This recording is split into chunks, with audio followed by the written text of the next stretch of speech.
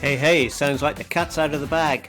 You have found Allegiant WebWise, where for you web agencies, we discuss the business of being a web business. Hello, and welcome to Allegiant WebWise episode 9, where this week we're going to discuss, do you need to stick with one way to build websites using like a page builder, theme builder, CMS, or go down the road of a non-self-hosted page builder like Wix or Squarespace for your web design career? So quite a broad subject that Gill and I are going to talk about this week, but we thought it was a really apt subject to discuss, as there seems to be quite a lot of discussion in the community at the moment about, particularly in the WordPress community, about which type of theme that you're going to choose and whether you're going to be using Divi or whether you're using Elementor, which is probably the largest of all of the theme builders that have got websites on them around the world, or whether you're going down the road of using block building now, which is you can either build your websites using blocks with themes like Cadence and Generate Press, or you might be going right to the very tip of WordPress and just designing using the full site editing suite that comes with WordPress core, and you decided that that's what you want to do in your business. Or you might be the type of person that uses you might actually write just code and use things like Bootstrap for CSS. And there's all kinds of different ways of doing it. So, Jill, when you started out in your web design career, did you think to yourself, I'm just going to stick with this one way of working? And did you ever then think to yourself, actually, now I'm going to have to diversify away from that because some clients came to you with different types of websites, and you sat there and looked at it and you thought, oh my God, I've never seen WP Bakery before. I've never seen this before. I wish. Yeah. And actually, I'm the WordPress professional here, and I'm presenting myself as a professional. So I ought to be able to deal with this. What did you think when you started out your career? So I'm maybe there are some others out there that came from direction, and I think there probably are. The direction I came from was as a programmer. So I started off life as a web programmer, and I used to work with Microsoft products. I was a .NET programmer back in the day, and we used to build functional websites. So, and then when I came back to setting up my own business, and I discovered WordPress, it was so much easier because I had taken some clients on where I'd developed everything in HTML and .NET. And actually, that's not, unless you have a lot of pre-built widgets and things, it's not a viable way to build sites for small and micro businesses. WordPress opens that whole market up. Because it's so much easier to build if you know what you're doing. It's hard, if you're starting from scratch, you don't know anything about WordPress, then it's a bit of a learning curve. But actually, once you understand it, it's wonderful. And then you have all the community and all the things that are built on it, and these builders like Divi and Elementor, and then your blocks and all these things are amazing. Now, when I started, I stumbled across Divi, and that was brilliant because for me it was a great opportunity to have something that I could build, but then my clients could then, because they all came to me and said, oh, we need to be able to update it ourselves, because at that point, that was really important to people. They were getting charged enormous amounts of money by web designers for every little change. So they wanted to be able to change and tweak it themselves. Ironically, my clients don't ask if they ask for that now, they rarely use it because we usually put them on a maintenance, and any changes they make are usually so small, I just do them under their maintenance. So Divi was really good in that way, and it's got loads of great features. I started hearing about other stuff like Elementor, WP Bakery. Unfortunately, as you can tell, that's not my favorite. and some others along the way, because when I started doing maintenance, clients came to me and said, oh, you can look after my website. And I'll say, yeah, that's no problem. And then I'll open up and go, oh, now we have to learn about Elementor. Now we have to learn about this consulting theme, this whatever theme, and all these things. And that puts you on a learning curve in itself. Did any of those things sway me away from Divi? Not yet. I think, and I can tell you why, but do you want me to pause for a minute? No, I was just thinking of the next question I was going to ask you, which is that you can start off with that intention. So the intention, I started with Divi. So, when I started building websites with Divi, and it was, it made things very, very easy for me to design, and I felt very, very comfortable. And I think because Divi is very one of those page builders that it kind of went from building in the back end to being able to build using the visual builder. And I remember when we all had this moment where we were building in the back end, and we could see we'd then always be previewing in Divi, always be looking at it. And then the visual builder came along, and it had quite a lot of a bad reputation at the beginning. I think it was fairly buggy. And so everybody said, oh, I'm never going to use that. I'm only going to ever use the back end and then keep previewing. It doesn't work for me. And then it got over its initial problems. And then literally everything I ever did after that was in the visual builder. Still see some people now in the back end, they'll go into Divi and they'll use the visual part of Divi in the back end, as opposed to developing it and going and actually doing it on the front end. It's really, really interesting. So the thing is, you then learn all the quirks, and you learn the bugs, and you learn the different things that come with a particular theme. And actually what I didn't realize at the time was I was actually working with a Rolls Royce of a theme.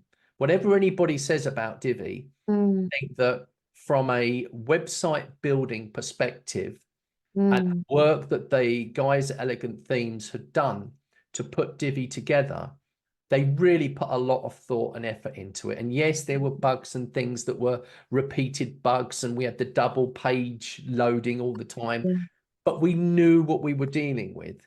So for me at that point, it was kind of like, I'll never come away from Divi. This is my thing. And then what happens is, as you quite rightly said, you have people ring you up and they say, I had a guy build a website for me about 5 years ago in WordPress. And you sit there and you think, please may it be Divi.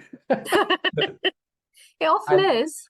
and it often is. But when it isn't, you've then got, so my question to you is then, when that first happened to you and you had to, so you were very young in your career, did you think to yourself, I'm not going to take this client on because they're not using Divi? I could get, I could be very, very prescriptive. I'm only going to use Divi. I'm only ever going to support Divi. Or did you think to yourself, no, business is business and I just need to get around it, but potentially this is going to cause me a lot of hours of work to potentially unpick this website. So then you've got to almost assess the website, haven't you, before taking it on. So what did you think when somebody came along with that first website? Well, and I think this is interesting, because this is where you and I our differences in our personality can sometimes come up, and we know this from business, working together. But I tend to be a bit gung-ho and a bit cavalier, and I'll be like, yeah, I can do that. And I suppose that comes from like partly from my personality, but partly from coming from a programming background. I think, how hard can it actually be? I'm not going to have to write actual code. It turns out some of these things can be really hard to find the thing that you need to change, because they're not always logical in my mind. but I would say yes first and then work it out later, because for me, the recurring income and the opportunity to learn is going to outweigh my fear of not understanding some theme or builder or technology. And I would rather, and if I can't figure it out, then I just will find somebody that can. So that would be my attitude to it. So that's really interesting, isn't it? Because I know that you run your business with where you do outsource some work, and I've outsourced work. But at the beginning, I think when we're all starting off, if we'd all go back to our beginning now, I would always say work with people as quickly as you possibly can.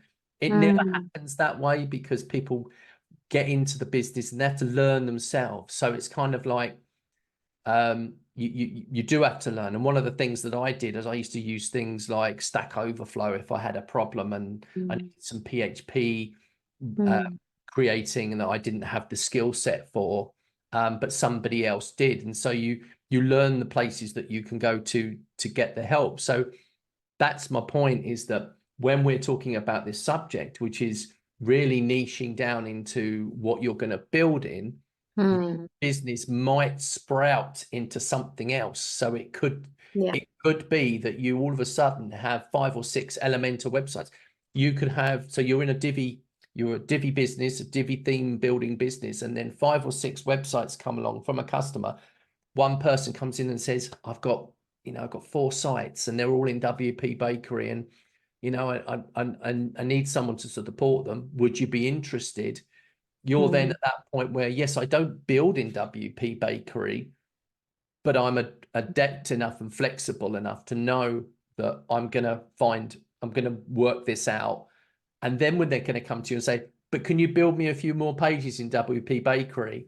That's kind of like then the ugh moment, isn't it? Yeah. And I think that's so what I find as well is that often a client doesn't actually know what it's built with other than it's WordPress. They'll come and they'll say, I've got this site, and I'll say, is it a WordPress site? And they'll say, yes. And I'll say, do you know what they use in it? No, it's WordPress. And or they might come and they might say it's Wix. And then I think we were just talking about this off camera, and then all you'll see is my dust, but you'll step in there at that point and rescue them. But I think, if they then came back and said, can you do me a few more pages? I would be having a conversation with them and saying, look, I can do, but do you know what? I think that I would really like to redevelop this. And I would, depending on how old the site was, I suppose, I would be looking for a way to have that conversation if it was appropriate and they hadn't just had it developed, obviously, and designed. I think, if it's over 3 or 4 years old, then it's probably due a refresh anyway. We might as well put it in a technology that is a bit more modern and accessible. But if it's just a change, like, change my phone number in the header, if you can find the header joyousness, if you can't, then you find somebody that can, and that's the way. And I know you and I, we've and having a relationship with somebody, another tech person in your industry, is invaluable, because you and I, we've spent time on Zoom going and looking for where the heck is the section that we change that. And it's like, don't know. And 2 heads can often be better than one, can't they? If you're not an expert in a technology. But I guess the thing is that then that takes time, and that's time out your business. And you have to decide, where is the cutoff for that? How much? It's all right maybe to spend an hour or so trying to figure something out that you're not sure on. But if you spent a whole day trying to work out how something in WP Bakery that you could have done in 5 seconds in Divi, or whatever your chosen thing is, then you've got to think, actually, maybe this isn't the best for my business, and actually stepping back and thinking, what is the best for my business as a whole? Yeah, and that's the thing about profit, isn't it? Each for everybody that's working as a solopreneur, or even if you're working with one, maybe two people, which there is an awful lot of web designers that are out there doing that. Your time, and I think you hit the nail on the head just a second. They said you've just spent an hour of your day looking at something, and I get this huge sense of frustration if I am not finding the answer within 10 to 15 minutes now. Yeah. And I think that our frustration levels and our tolerance levels are less the more mature we are as business people. Because what we're working out is that actually we don't have the time anymore. So when you're 8 or 9 years into your business, and your business is now to the point where you've got quite a few customers, clients that are potentially going to contact you at any time and say, can you just do this for me? Can you just do that for me? And you've spent an entire day looking at one problem on one website. That is not a good use of your time. Yeah. So I know slightly going off the subject, but actually in terms of whether you stick with one page builder or whether you move across to another builder or whether you get involved with other builders, you've got to be really careful what you say you can do and what you're then prepared to do. So the answer to this question is that if you're going to take something like on, so let's just say somebody comes to you and says, have you worked with Wix before? And you say, yeah, I've worked with Wix, even though you haven't. And then they say to you, oh, I need some pages building and this and that and this. And then you realize that actually there is a huge learning curve for you just to learn Wix in itself, even though Wix is ostensibly one of the most simple page builders that there is.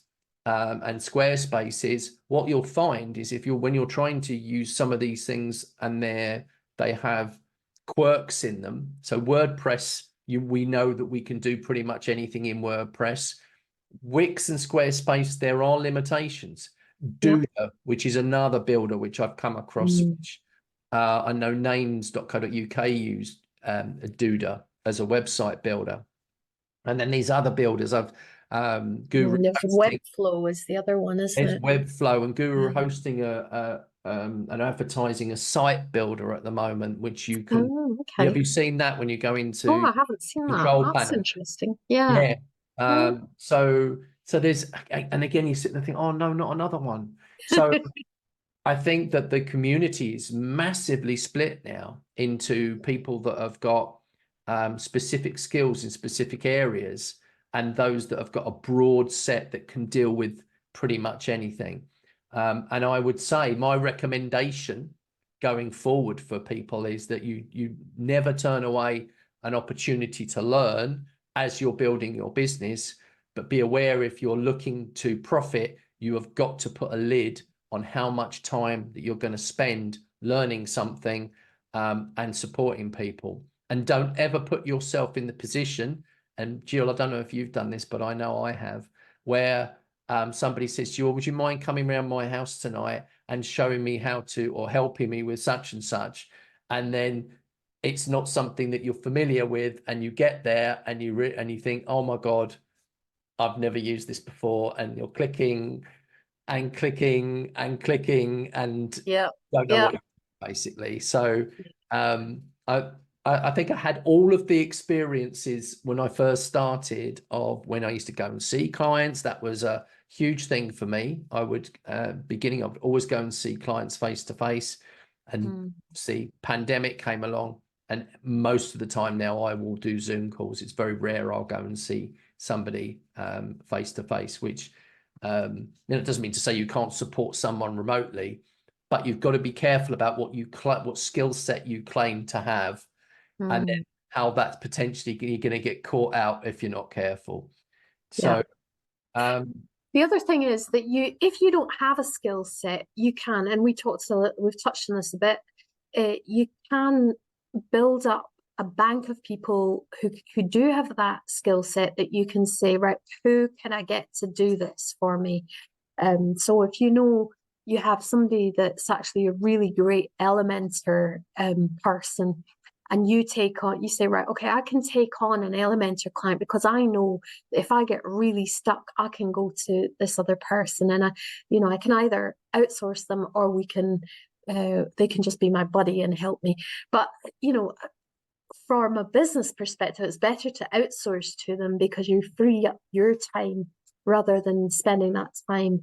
Yeah, I'm just thinking of flipping that on the head a second, because if you're going to advertise yourself as somebody, let's say you advertise yourself on, I don't know, Upwork or Fiverr or any of the, the sites where you trying to get work for somebody.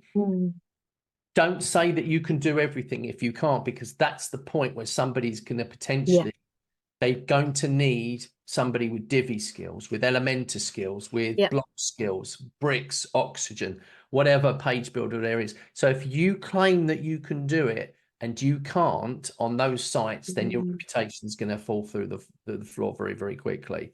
Especially if you are just working for yourself and you don't, then outsource the outsourcing, if you know what I mean.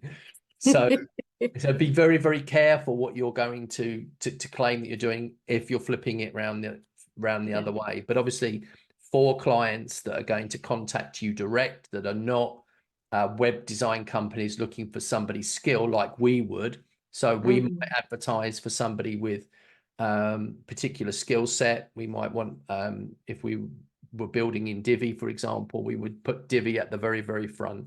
We want to make sure that Divi, how to use and build and use layouts and import layouts, export layouts, use the custom builder, whatever it might be. So that's very, very important as well. Yeah. So is there anything that we're coming to an end, is there anything that you would personally recommend for anybody potentially in the business or starting out in the business? Would you say that you should stick, or would you say that when you're building websites that you should perhaps actually try and build with maybe two or three different ways to build, so that you've got a broader set? So maybe do something like build with a page builder, build with just code, just using PHP, and say using something like Bootstrap, or blocks, so that you've got a broad set of skills. What would you think about that? I'd say, so for me, it's about how quickly can you produce what the client wants. So if the client wants a good-looking website in 2 weeks and they've given you all the content that you need, if you can do that in your chosen tool, that's brilliant. If you can't, because you've charged them presumably on taking you a certain amount of time to get that done. So to remain profitable, you can't really go on forever and ever. So if you don't know something particularly well, you have to build that into your business model. When you're starting out, you maybe don't know which tool you prefer. So try a few of the more well-known ones to start off with. I would look for one that has a decent community. So if you get stuck, there's maybe an online group that you can take your question to. And that's why I chose, one of the reasons I chose Divi. It's got a great community, but all the other, builders have great communities too. You've got your Oxygen, you've got your Cadence, you've got all these ones, and they all have communities that you can hook into. So it's actually having a look round and actually seeing what community you feel is the one for you, that they'll come back to answer the questions, and how the builder actually fits with your personality as well, with what feels logical in your brain as well, because that doesn't always, one person's bricks is another person's Oxygen. I don't know, so whatever makes sense in your brain is going to work best for you. So that was just triggering in my mind this sense that I think what you just said about community, all of the community, the braver you're going to have to be, because you're going to have to learn as you go and learn by making the mistakes. If you're a person that likes to learn by making mistakes and spending a lot of time, and perhaps you're just starting out and you've only got, say, 1 or 2 clients and you're low down in the Google rankings, so there's not a lot of business coming in, and you're hoping to get some more referrals from clients, clients moving forward, you'll have more time to build these foundations of your business. But if you're in a small community, you're going to spend a lot longer learning something than you are with Divi, because Divi's huge.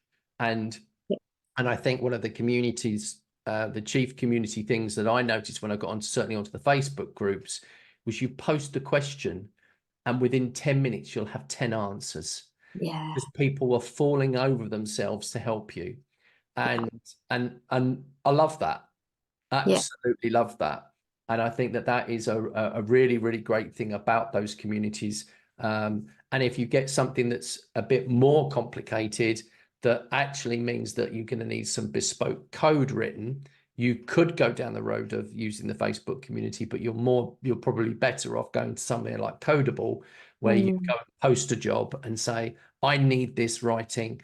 And there's your, that's where you learn from perhaps looking at some of the code that's being written for you. But maintaining. We have ChatGPT now. ChatGPT. Yes, we do. I'll be doing that till they put me in the ground. I know. And it's one of those, it doesn't fall off the tongue very easily. No. AI. We have AI. We have AI. I can get those letters the right way around. Yes, we have Gemini now. We have what was Bard. We have Copilot. We have ChatGPT, and they're all different actually. When you ask those AI tools to write code, if you ask them to write code and use the same question on each of those tools, they all come up with different answers. That sounds like another episode right there. I think it does, and that's what we're going to leave it this week. So thank you for joining us today. And if you're listening to this after this has gone live on usual places like Spotify or whatever podcast device that you're listening on, we're also on YouTube. So catch us on YouTube if you want to see us in the flesh. But we will be back very, very soon with episode 10, when hopefully Martin will be back with us as well. And we will see. Where is he again? Oh, yeah. Oh, he's on holiday. Holiday again. Yes. So thanks again. Take care, everybody. We'll see you soon. Bye. Hey guys, before you go, don't forget to hit that subscribe button to make sure you don't miss another episode. Please leave us a like or a review. It truly makes a difference when you leave reviews. And head over to allegiantweb.com/podcast, where you'll find a full transcript of the show, some key points, and quite a few other goodies for you. Let's build this thing together and really make a difference. All right, catch you on the next one. Bye-bye.